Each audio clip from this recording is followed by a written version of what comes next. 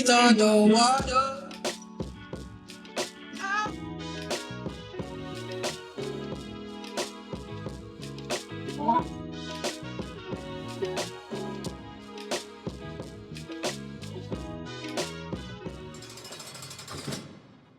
To the show, y'all. I'm your host, Joe Baker.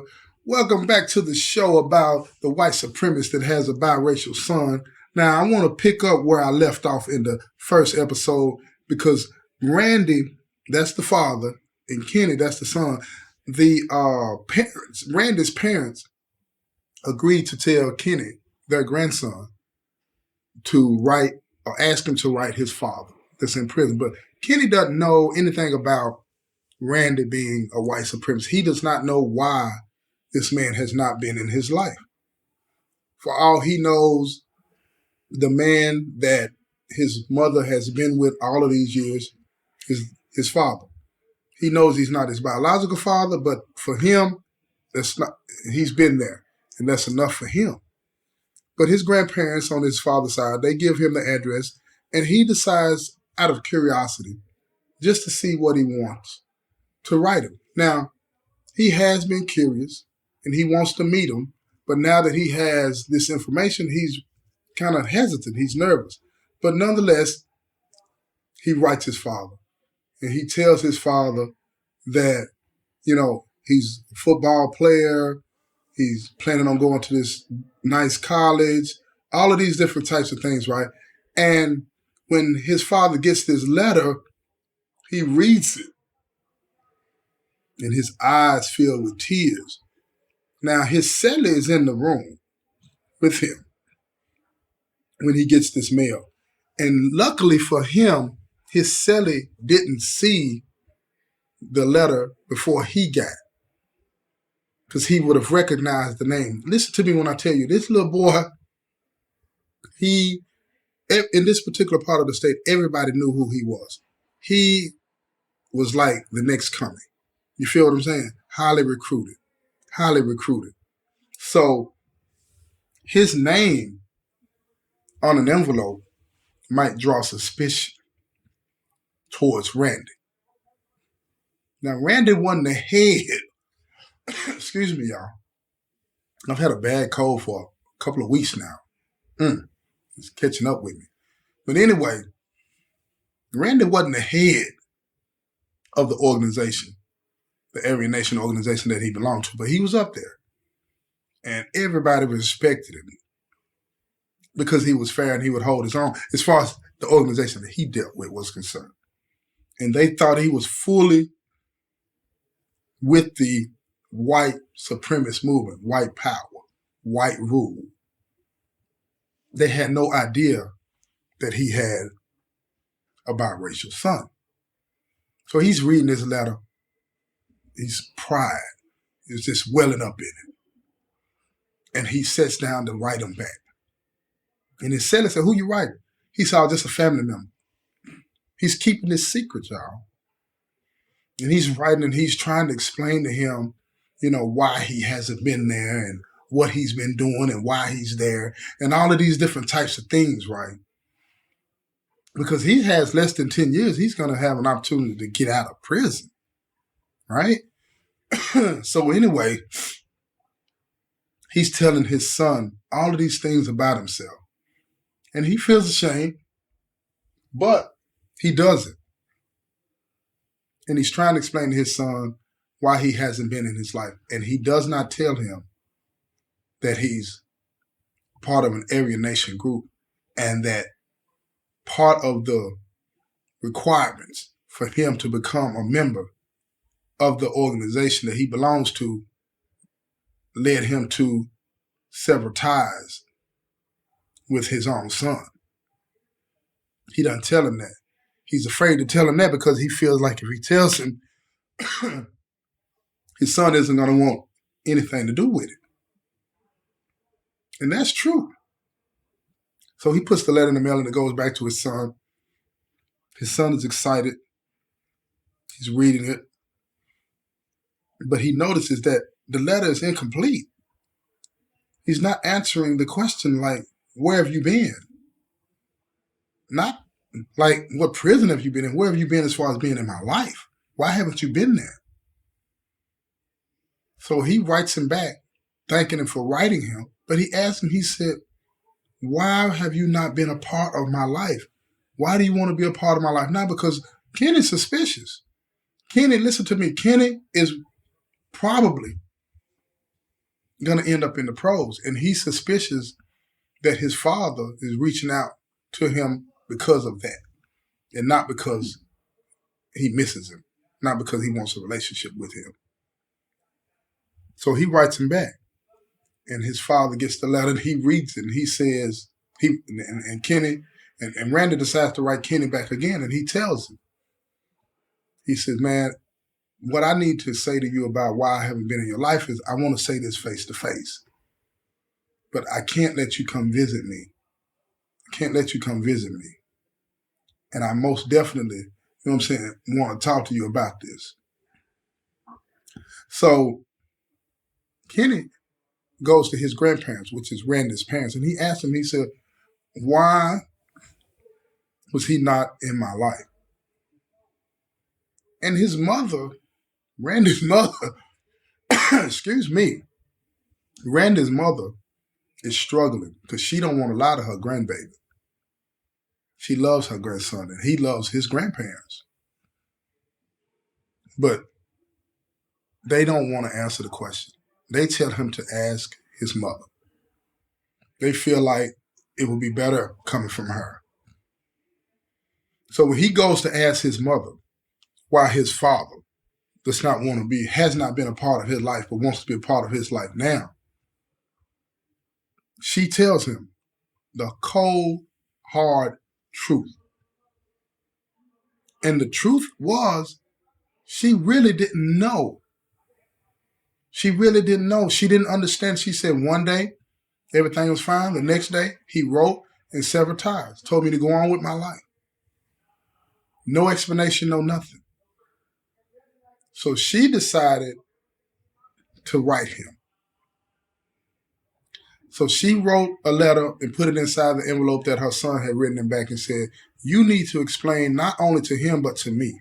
Because she still had love in her heart for him. She still had love in her heart for him. Why did you not want to be a part of our lives?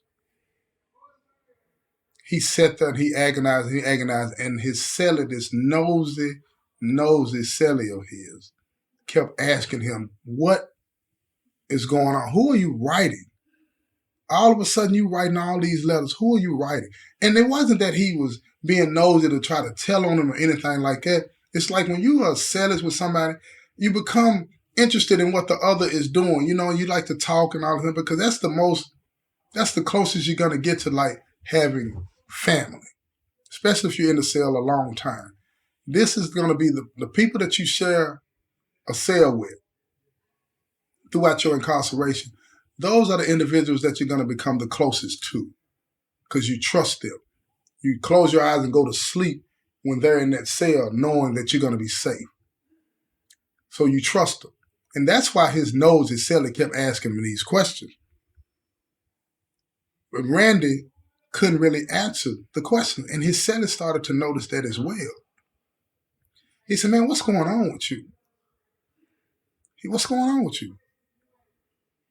So Randy decides to take a leap of faith. He said, man, I'm going to tell you something, man, but you got to promise me that you're not going to tell anybody else, ever. And his celly, not knowing what this secret is, agrees to keep this secret. And Randy starts to tell him about his son. And he tells him that he wasn't a part of his life and all this, but he doesn't tell his celly that his son is biracial. So his celly says, man, you got to let him know, man, that you came to prison, you want to be a part of his life now, so on and so forth, right? And Randy's looking at him. He's trying to size up his celly, trying to figure out, should I say it? Because he wants to say it, but he's afraid of what could happen. So he looks at him, and his celly's looking at him, And he said, man, my son is biracial. Now his celly looks back at him, eyes wide, and said, what did you just say? He said, my son is biracial. And his celly looks at him and says, so you got a nigga for a son. Randy looks at him.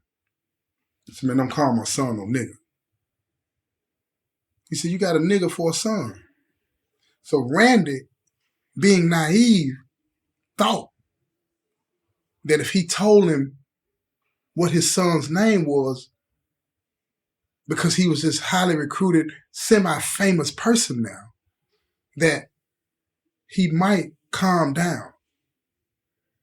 He said, you know that football recruit that's being recruited to go to such and such school? He was like, yeah.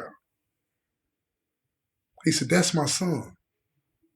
So now his celly leaned back and said, what? For real? He was like, yeah, that's my son. He said, no, it ain't. I don't believe you. And he shows him the envelope. And he sees the name on it. He said, that don't mean nothing. That don't mean nothing. They could just have the same name. So he says, I'm going to tell him to send me a picture. And he tells his celly, please don't say nothing to nobody. Now, his celly already done went to Shiceville, right? He on something else. You feel what I'm saying? And I'm going to tell you something about being in here with these dudes. Most of the time, not all the time, but most of the time, you got to be careful when you're dealing with organizations and the people in them. Because everybody's always looking for a way to advance their cause, their lot, their position. You understand? And now Randy Celly sees an opportunity for him to move up, not based on his merits and his qualifications to help the organization, but because he has information that can take Randy down. He could show that he's not trustworthy. He could show that the one thing that you cannot do and be a part of an alienation group, this dude knew from the beginning he did it, and we can't trust him, and we got to get rid of him, but you can trust me. That's what his celly was plotting in his mind. So he told Randy, yeah, go on and get him to send a picture. I ain't going to say nothing. So Randy writes his son back, and he tells his son to send him a picture. And then he explains to him a little bit more, still not telling him that he's a part of a white supremacist organization, but he tells him it's a lot of things that went on in my life and still going on in my life that I'm not proud of, but I can't tell you about it. So his son sends him a picture. In fact, his mother and him take a picture and send it to Randy. Now, Randy takes the picture and shows his celly. His celly looks at the picture in disgust. And he spits on the picture. Said, you do got a nigga for a son. Throws the picture on the bed. Walks out the cell. Randy is freaked out. He doesn't know what's going to happen now. He's nervous, you know? But at the same time, he wipes the spit off of the picture and he looks at the picture and a sense of pride wells up in him. But he's afraid of what his celly is going to do because at the end of the day, it's going to get cutthroat. And he knows it. He's exposed his hand to his celly. He's exposed his whole hand to his celly. And now, whatever his celly decides to do with this information, he's done.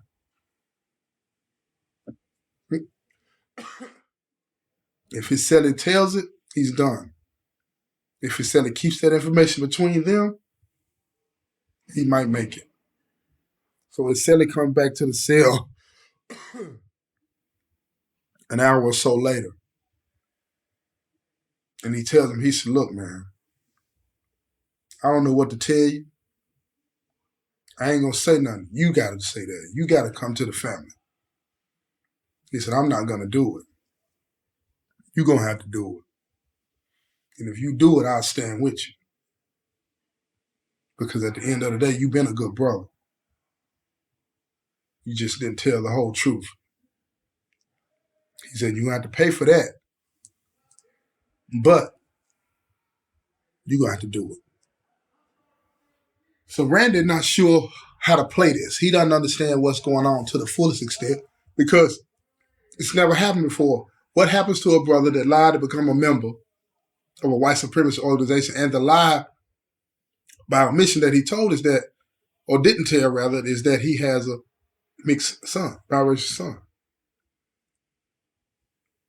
So he doesn't know what to do. He's lost in the sauce, trying to figure out what his next move should be.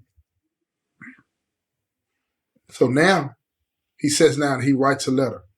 He feels a little bit relieved on the one hand, but he still doesn't know how to tell his own son and his ex that the reason he's not a part of their life and walked away from them is because he joined a white supremacist organization. And he could not let them know that he had a mixed son or a black girlfriend. He didn't know how to tell them that. He didn't know how to tell them that. And if you want to know how he came to tell them that, or if he told them at all, you're going to have to tune into the next episode. This has been another episode of Doing Time with Joe. I'm your host, Joe Baker, and I said peace, y'all. I've been trying to breathe underwater.